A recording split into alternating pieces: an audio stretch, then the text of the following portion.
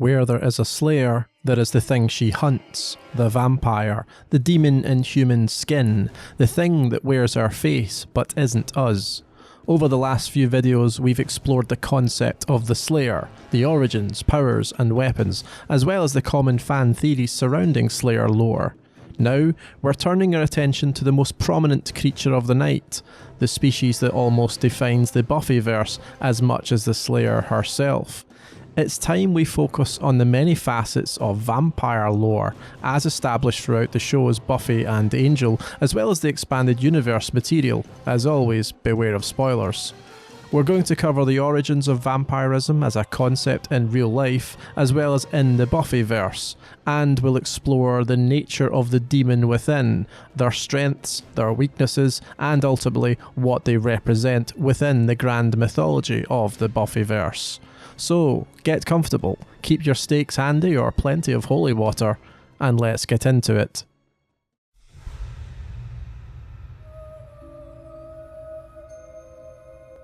I won't insult your intelligence with the question, what is a vampire?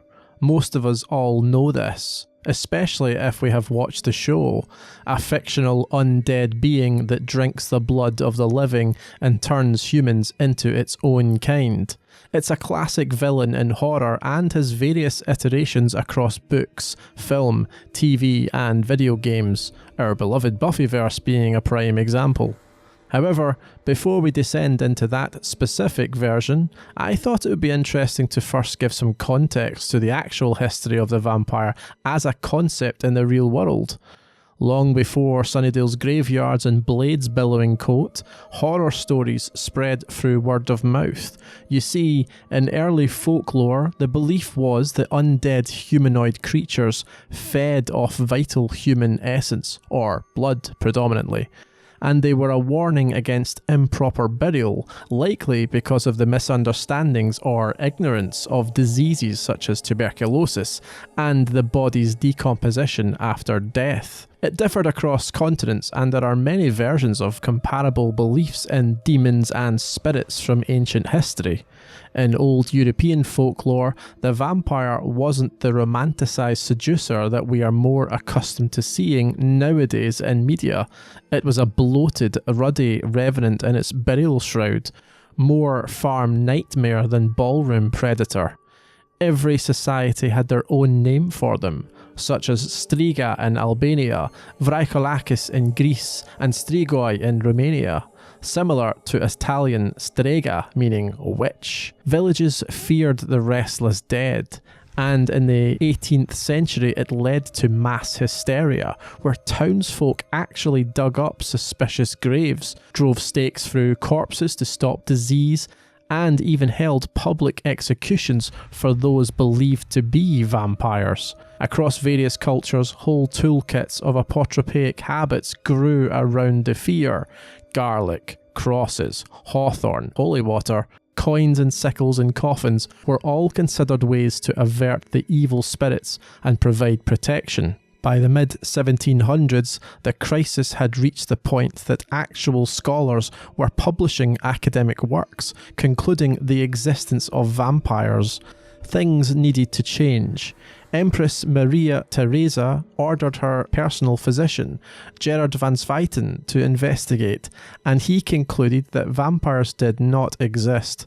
This resulted in the Empress passing laws prohibiting the opening of graves and the desecration of bodies, which slowly killed the great vampire epidemic. And by the early 19th century, the vampire had moved from folklore to fiction. In 1819, a young English physician named John Polidori wrote The Vampire during a stormy summer shared with the Shelleys and Lord Byron. This was actually the same gathering that birthed Frankenstein from author Mary Shelley. Polidori's story was the beginning of the vampire in literature.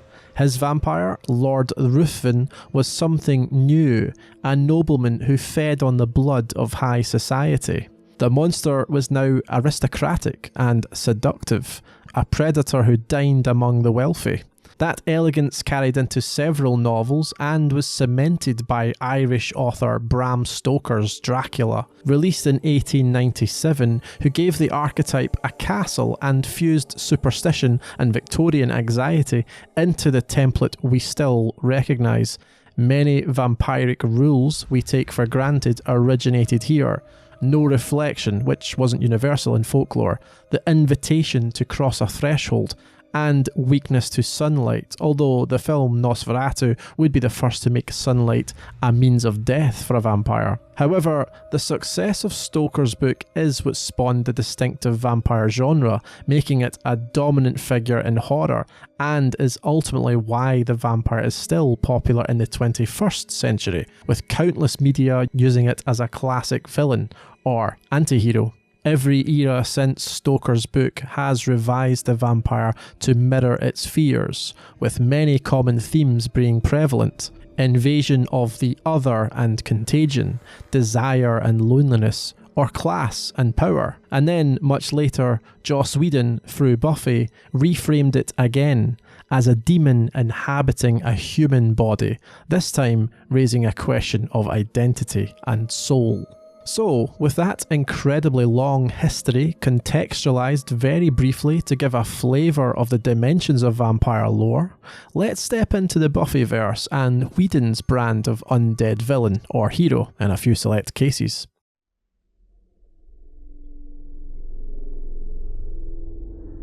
So again, we come back to the question I asked earlier.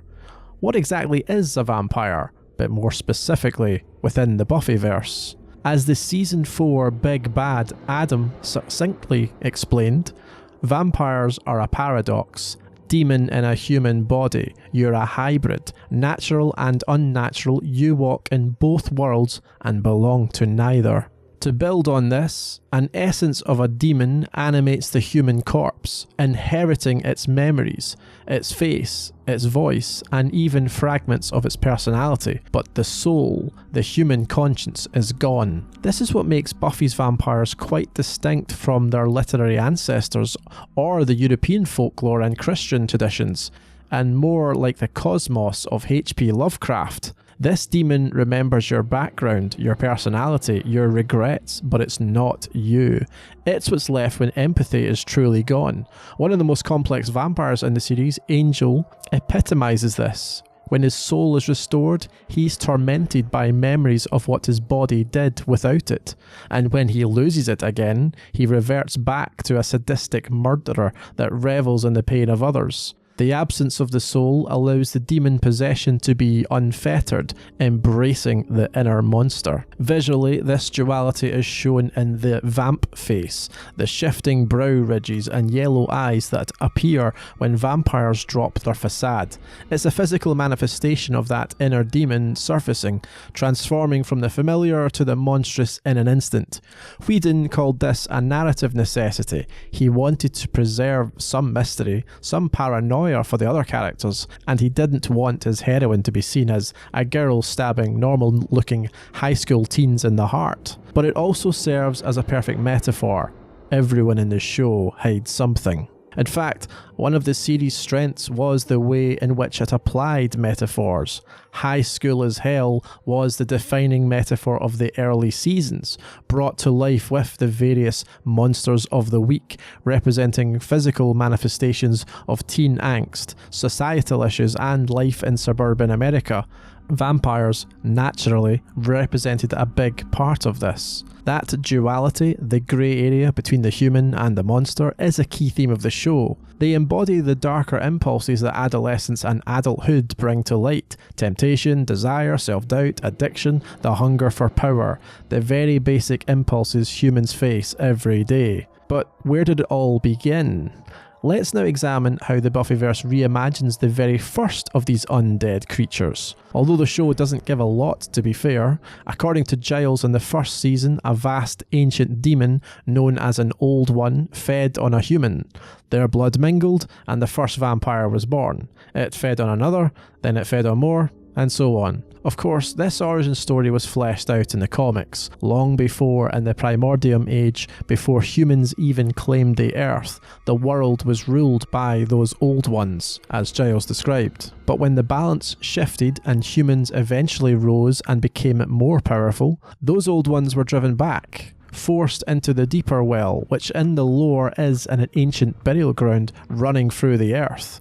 One of the last of their kind, the old one known as Malachor, did not go quietly. Before he was banished, he did something no other had dared. He bit and infected a human. He mixed his blood with mortal flesh, and in doing so created a hybrid, a creature neither living nor fully demonic. This is because in mixing his blood, it allowed an extra-dimensional demon to enter the human body and reanimate the corpse. That first victim rose again, not alive, not dead, but undead, the first vampire. As a side note, Malachor's vampire line wasn't the only one. Several other ancient demons then did similar, such as Archaeus, whose bloodline evolved through the ages into the Masters and subsequently reached Darla, Angelus, Drusilla, and Spike.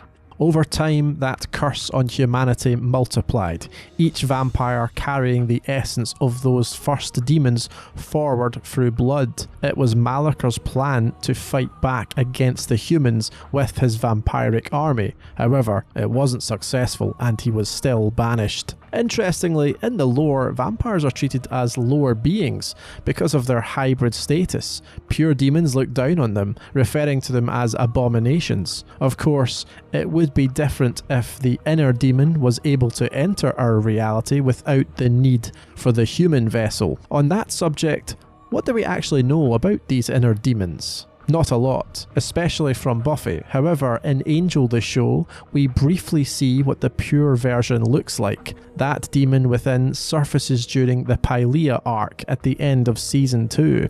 Angel's vampire side manifests in the Pylea dimension as the Vantal demon. Ferocious looking and completely feral. It lacks empathy and any trace of the person beneath. Interestingly, it slightly resembles the original creator of his vampiric bloodline, Archaeus. This is what the demon inside every vampire truly is, primitive and barely sentient. What walks around in Sunnydale is a vastly diluted version of that same creature, one that has learned to imitate humanity. That's because over millennia, the demonic strain changed. The vampires of the modern world, the ones Buffy fights, are so far removed from their original state. They are weaker, more human in both form and behaviour, although that humanity is deceptive. Another earlier species appears in Buffy's 7th season, the Turok-Han. Sometimes called the Uber Vamps, they are described as evolutionary ancestors of modern vampires, the equivalent of Neanderthals to our Homo sapiens. Their appearance is likely closer to the folkloric version of what people believed vampires to be, and are clearly inspired by the likes of Nosferatu because of their more monstrous visage. They're stronger, faster, and almost impossible to kill. Interestingly, they seem to be resistant to stakes in the heart, due to an armour-like chest area, and even holy water only burns them slightly, but sunlight and beheading still kills them. Their reappearance in Season 7 shows how far vampires have drifted from their original power, although technically they aren't specifically part of that same lineage, but that's beside the point. As Adam explained, vampires occupy a strange middle ground. They are demons, but can pass for people, form attachments, and even question their own nature, something the ancient Turok-Han never could. This long descent from the old ones to modern day Sunnydale mirrors the larger story the show tells, how power changes as it's handed down, and interestingly, it also mirrors the dilution of the Slayer's power from the original incarnation. So now that we've traced the origins of the species, let's look more closely at what a Buffyverse vampire is from a biological and behavioural perspective. Naturally, a vampire begins its undead life as a corpse, so a human body must die first. The process is simple but brutal. A living person must first be bitten and drained of blood, almost to death, then fed the blood of a vampire. This exchange acts as a form of demonic infection. The essence of the vampire carried through its blood transfers into the victim's body. As already established, when the human dies, their soul departs, and a demon moves in to occupy the empty vessel. That demon doesn't possess a physical body of its own, unlike in the Pylea dimension. It can only exist in this world by inhabiting human remains. There are some inconsistencies in the series as to how long it takes for a vampire to rise. Many episodes begin with Buffy patiently waiting around a cemetery for the vampire to climb through the ground, which suggests the body was taken to a morgue, families were informed, and a funeral was arranged and performed, which could take weeks. Other times, the vampire awakens mere hours later. Let's face it, that one's definitely down to plot convenience, but perhaps we can look at it from fan theory perspective in a future video. Regardless, when the vampire rises, it is technically a new being. As mentioned before, the demon animates the flesh, retaining the memories and personality of the deceased human, but none of their moral compass or conscience. The vampire remembers everything, it just doesn't care. Vampires have no heartbeat, no body heat, and no need to breathe. They can inhale and exhale breath, but it's mimicry rather than necessity. They cast no reflection, but can be photographed or filmed.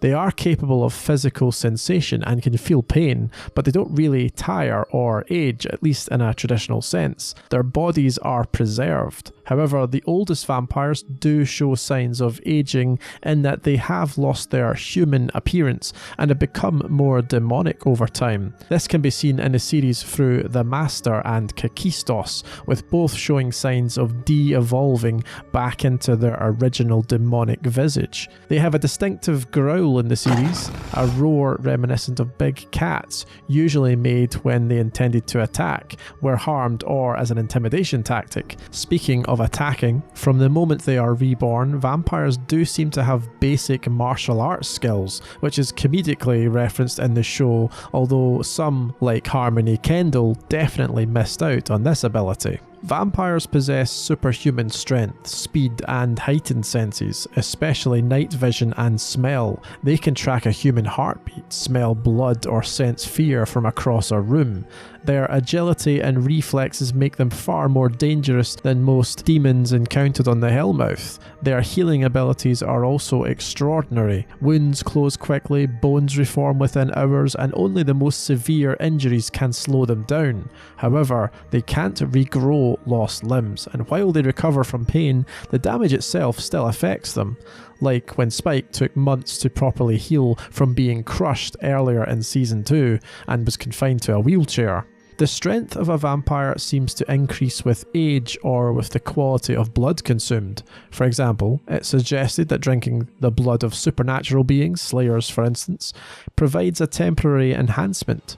Older vampires like the Master or Kakistos show greater physical resilience and power. Some vampires also have unique abilities. In Buffy vs. Dracula, the Count's ability to mesmerize and transform into mist demonstrates a mastery that goes beyond ordinary vampires, possibly due to his age and connection to older magics. Drusilla also has visions of the future and can entrance victims into a hypnotic state, either for information, as she does to Giles in the Season 2 finale, Becoming, or to weaken them in battle, as she does to the Slayer Kendra, whom she killed in the same episode. Despite their supernatural power, vampires are bound by a strict set of weaknesses. Most are the same ones we are accustomed to in general vampire lore. A stake through the heart, exposure to sunlight, or decapitation will kill them instantly. Holy water burns their flesh, fire destroys them.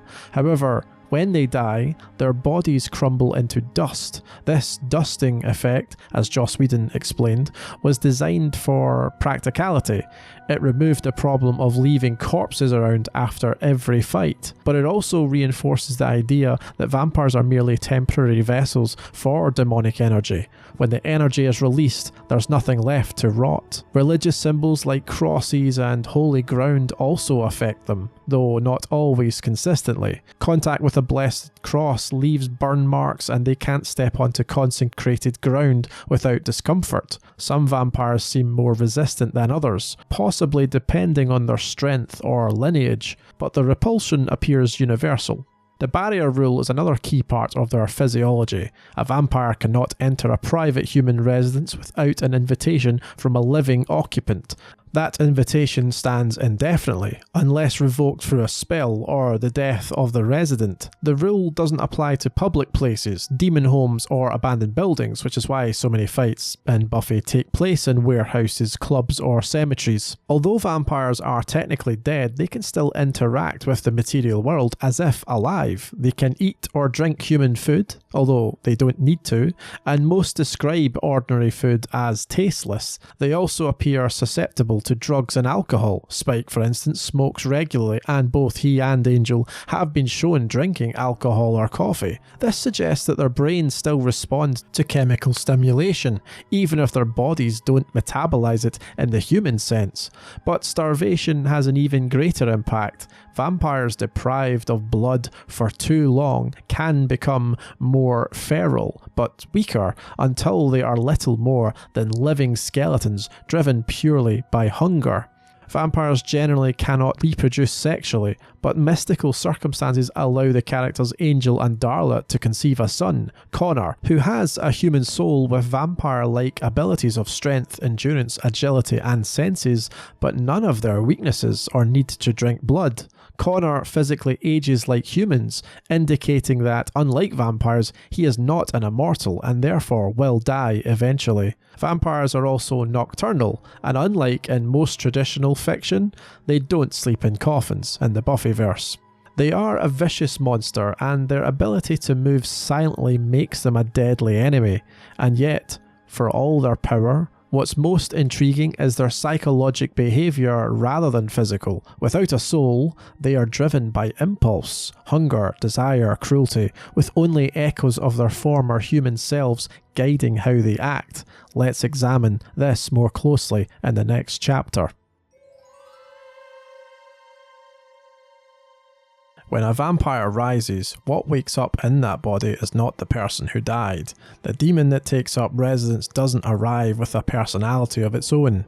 It doesn't remember anything from whenever it came from, nor does it retain a sense of its own self. Instead, it uses the memories, habits and emotional imprints left behind in the brain. It knows who the human loved, hated, feared and desired. It knows how they spoke, what they valued, what they resented. But without a conscience, those things are reinterpreted through pure appetite. They are essentially corrupted, soulless versions of their prior selves. This is why some vampires seem more flamboyant, cruel or obsessive than the humans they once were. The demon amplifies whatever impulses already existed. In the first episode, we see that Jesse had a crush on Cordelia, and then as a new vampire, he still wanted her for himself, but this time with much more confidence and allure than he had as a human. Vampires are still capable of love, but usually it turns it into a twisted, obsessive version, which Spike regularly displays throughout the show's run. We also get a glimpse into the varying levels of evil that vampires can represent. In Season 2, the almost unkillable demon, the Judge, can detect humanity inside Spike and Drusilla because of their affections for each other, and is able to destroy the henchman Dalton because he apparently reeked of it, whereas a newly unsouled Angelus is completely immune because he has no humanity. This is the key reason why Angelus is considered far more terrifying than typical vampires. Liam, the man he once was, carried resentment, insecurity, bitterness, and an unfulfilled desire to feel exceptional. This was hinted in the shows through flashbacks and the suggestion of abuse from his father. Once the soul was removed, those underlying qualities were no longer restrained. They became his defining traits. However, Spike is the most obvious counterpoint. William Pratt in life was awkward, romantic, and deeply emotional. When he was turned, the demon didn't erase those qualities, merely sharpened them into obsession.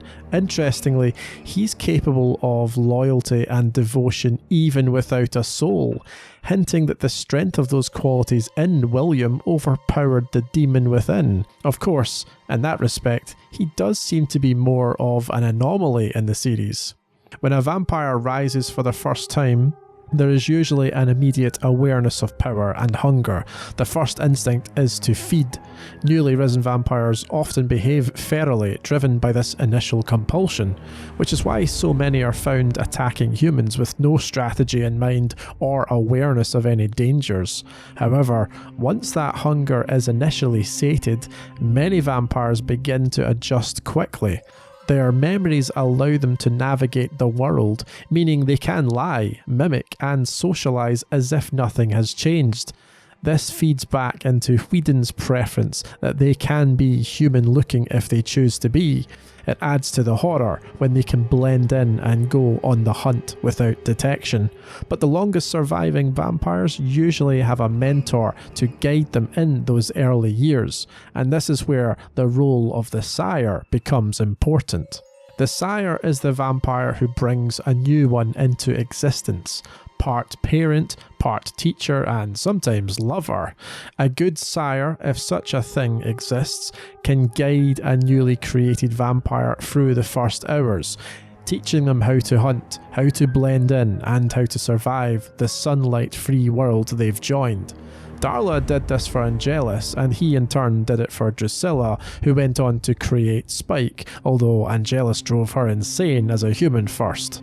These connections often run deep. A sire and their progeny share a psychic tie, subtle but real. They can sense one another's presence, sometimes even emotions. Angel and Drusilla both show awareness of their sires beyond physical proximity.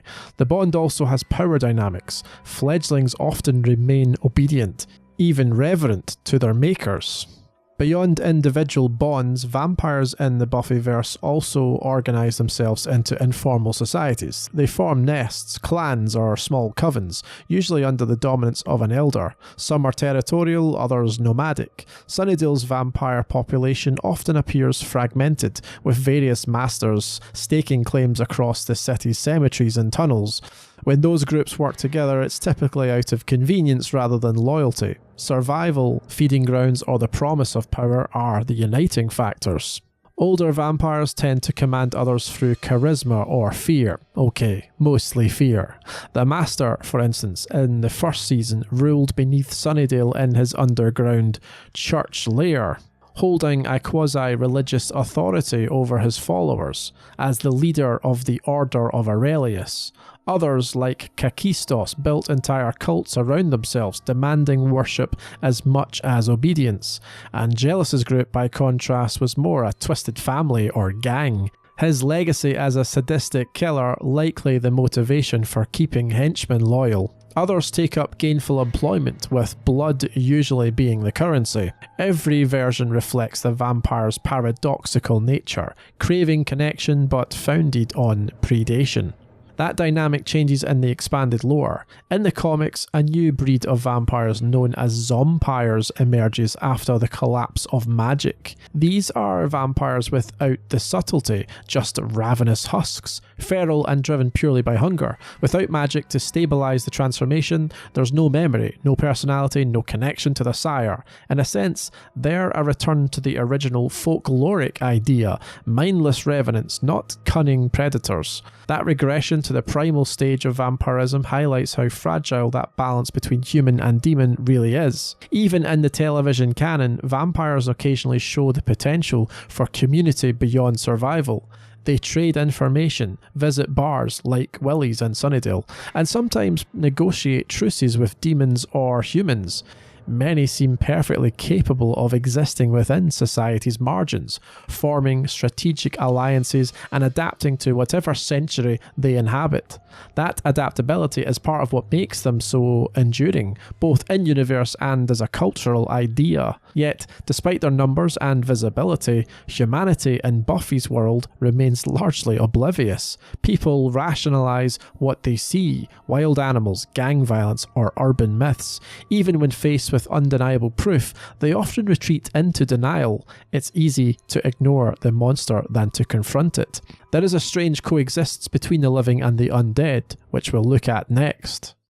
Okay, jumping in mid-edit to say that this topic ended up spreading out into an hour-long video, so I've decided to split it into two. We've covered a lot here, from the origins in real life to in-universe lore, the nature of the demon within, physiology, their powers, weaknesses, the relationship with the Sire, and how they function in larger groups. In the next one, we'll be examining things like societal awareness of vampires, the relationship with the Slayer, and what happens when a vampire dies, as well as the rare occasions they return. So, I hope this has given a great understanding of the foundational lore of the vampire in Buffy, and you look forward to my next episode, which, I promise, shouldn't be as long a wait as this one. With that, I will end this video and look forward to seeing you in the next one.